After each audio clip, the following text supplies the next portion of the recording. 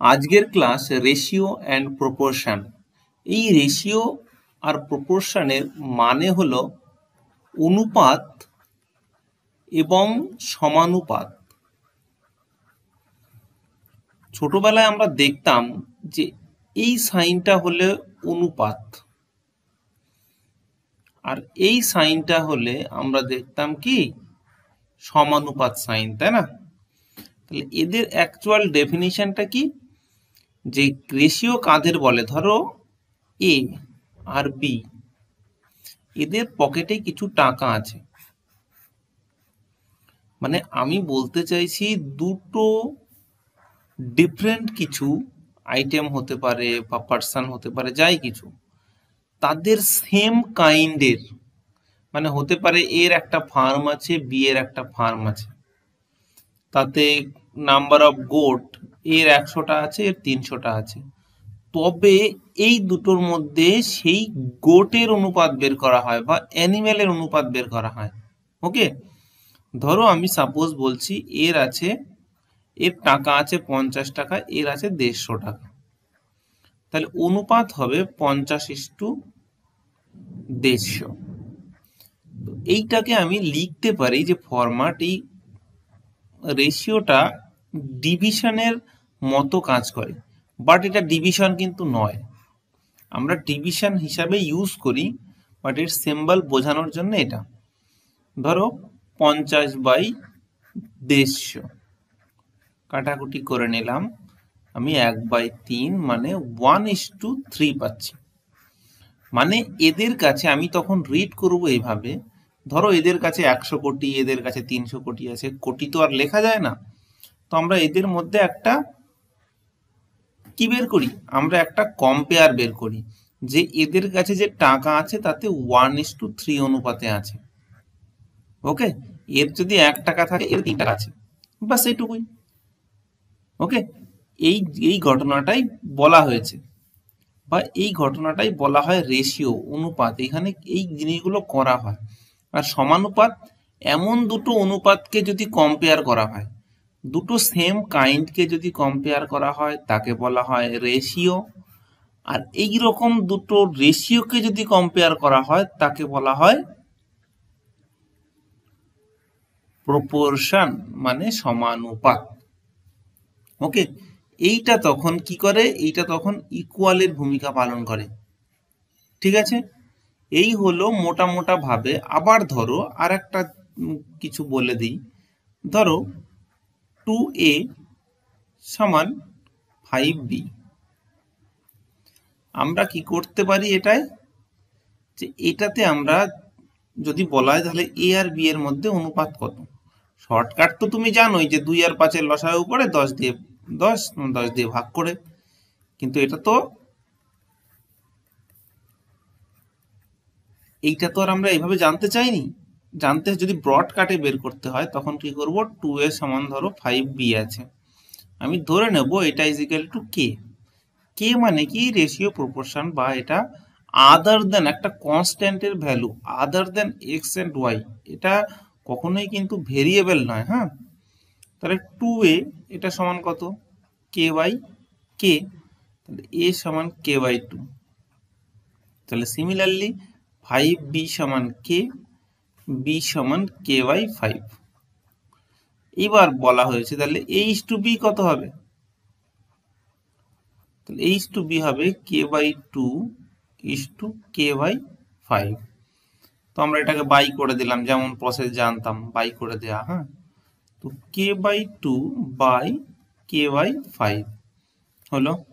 তাহলে আবার করে দিলাম যেমন জানি, k/2 ইন্টু এই জিনিসটা উল্টে যাবে উপরে গিয়ে, উপরে 5 নিচে কে, কে কেটে গেল, মানে 5/2 মানে হলো 5:2, তাই না? এখানেও দাঁড়িয়েছিল a/b সমান কত বেরিয়েছিল, 5:2। এটা হয়ে যায়। তো এই হলো ঘটনা, এইভাবে জিনিসগুলো আমাদের বের করতে হয় ব্রড কাট হয়ে গেলে। ওকে, আমরা কোশ্চেন সলভ করার মধ্যে দিয়ে আমরা দেখিয়ে দেব যে কিভাবে ঘটনাগুলো আমরা সলভ করি। বন্ধুরা টেক্সট বুকে 1 বছরের যে পাস প্রো, যেখানে কিন্তু তোমরা 699 না 399 না, মাত্র 351 টাকা, এবং এই সেলটা কিন্তু 30 এবং 31শে জানুয়ারির জন্য দেওয়া হয়েছে।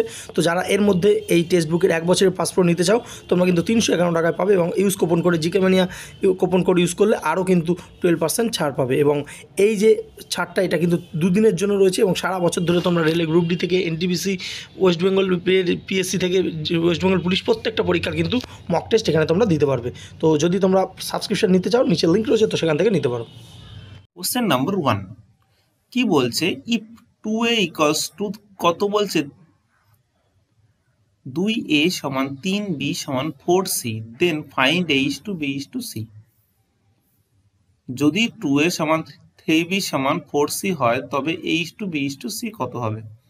সিমিলার ভাবে আমি ধরি, এরকম করে লিখব, ধরি 2a সমান 3b সমান 4c is equal two k। তাহলে 2a সমান k, a সমান k বাই 2, 3b সমান k, b সমান k বাই 3, 4c সমান k, c সমান k বাই 4। এইবার কি বলছে, a is to b is to c বের করতে বলেছে, a is to b is to c। তাহলে k by 2 is to k by 3 is to k by 4। এই তিনটের মধ্যে আমি অনুপাতের নিয়ম জানি হলো, তিনটের মধ্যে যেগুলো কমন আছে সেগুলো বাদ চলে যায়, তাই না? কমনগুলো তো আমরা নিই না, তাহলে আমার ফার্স্ট হলো কমন চলে যাচ্ছে কে, কে বাদ হয়ে গেল, সবার মধ্যে আছে। তাহলে 1/2 ইজ টু 1/3 ইজ টু 1/4। এবার এই যে কোনো ভগ্নাংশকে, ভগ্নাংশের অনুপাতকে আমরা যদি সেটা ইন্টিজিয়ার ফর্মে বা পূর্ণ সংখ্যার ফর্মে আনতে চাই, পজিটিভ ইন্টিজিয়ার ফর্মে আনতে চাই, তাহলে এই নিচের যে ভগ্নাংশগুলোর নিচের সংখ্যাগুলোর হরগুলোর কি করতে হয়, লসাগু বের করতে হয়। তাহলে 2, 3, 4 এর লসাগু বের করে পাই, কত হবে? 2, 3, 4, 2 দিয়ে 1, 3, 2, আর হলো না 6, 6 দুগুণে 12, মানে 12 হয়ে গেল। মানে প্রত্যেকটাকে 12 দিয়ে গুণ করব।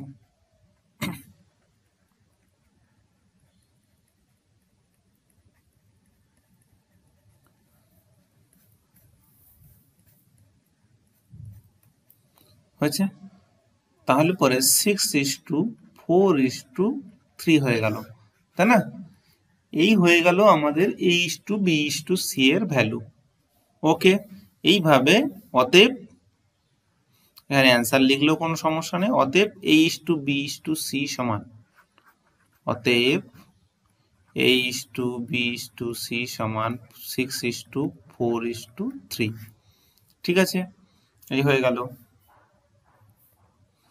এইবার ধরো কোশ্চেন নাম্বার 2 কি বলছে, if a plus b is to b plus c is to c plus a সমান কি বলছে, 6:7:8। আবার বলছে a plus B plus C সমান 14 বলা আছে, দেন সি এর ভ্যালু কত? ওকে, তাহলে আমি কি করছি, এখানে বাংলায় যা আছে তাই দেখতেই পাচ্ছ। ধরি, দেখো a plus B plus c, এখানে দেখো আগে লিখে দিই, এটা প্রদত্ত। a plus b, b plus c, c plus a, 6:7:8। Okay, ধরি a প্লাস বি সমান 6x, বি প্লাস সি সমান 7x। তুমি কেউ ধরতে পারো, কোনো সমস্যা নেই। হ্যাঁ, এখানে ভেরিয়েবল কিছু ধরা নেই, তাই আমি ধরলাম 7x। সি প্লাস এ, এটা হলো 8x। ওকে, তাহলে পরে এই সব কটাকে যোগ করে দাও। সুতরাং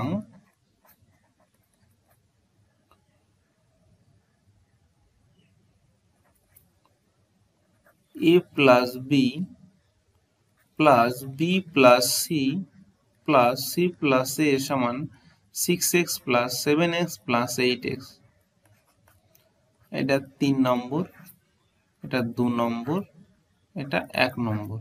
আমি জায়গা নেই বলে এই পরপর লাইনগুলো লিখছি, ঠিক আছে? নাহলে পরে নিচে নিচে লিখতাম a plus B equal to 6x এরকম করে। হ্যাঁ, তাহলে 1 2 3 যোগ করে পাই। ওকে,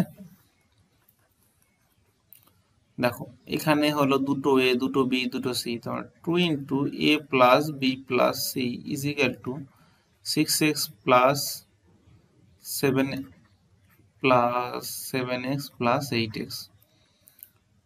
2 into a plus B plus C 13, 13 আর 8 21x। তাহলে a plus B plus C এটা সমান কত? 21x/2। কিন্তু দেওয়া আছে বা প্রদত্ত a plus B plus C সমান 14। সুতরাং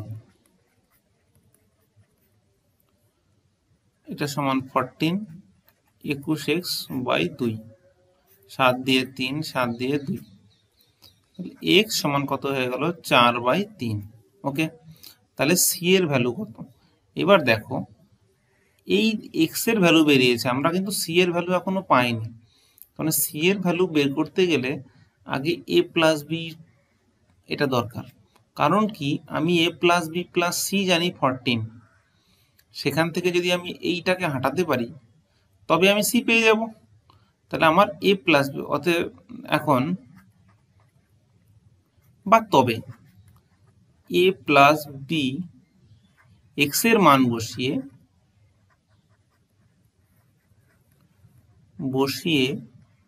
পাই কত হবে? a plus B equal to কত দেওয়া ছিল? 6x, 6 ইন্টু 4/3 মানে 8, a প্লাস বি সমান 8। সুতরাং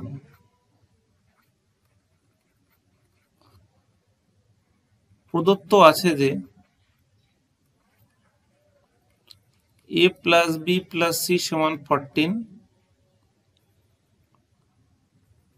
a প্লাস বি এর মান বসিয়ে পাই। একটু আধটু যদি ছোটখাটো হয়ে যায় তাতে কোনো সমস্যা নেই, তুমি যদি প্রসেস বেস ফলো করো কোনো সমস্যা নেই। a প্লাস বি এর ভ্যালু বসিয়ে দিলাম, তাহলে কি হচ্ছে?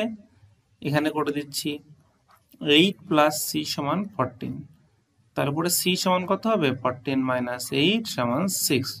ওকে, তাহলে সি সমান দাঁড়িয়ে গেল 6। ওকে, ভ্যালু বের করে দিলাম আমরা, নির্ণয় উত্তর বা সি এর মান হলো 6।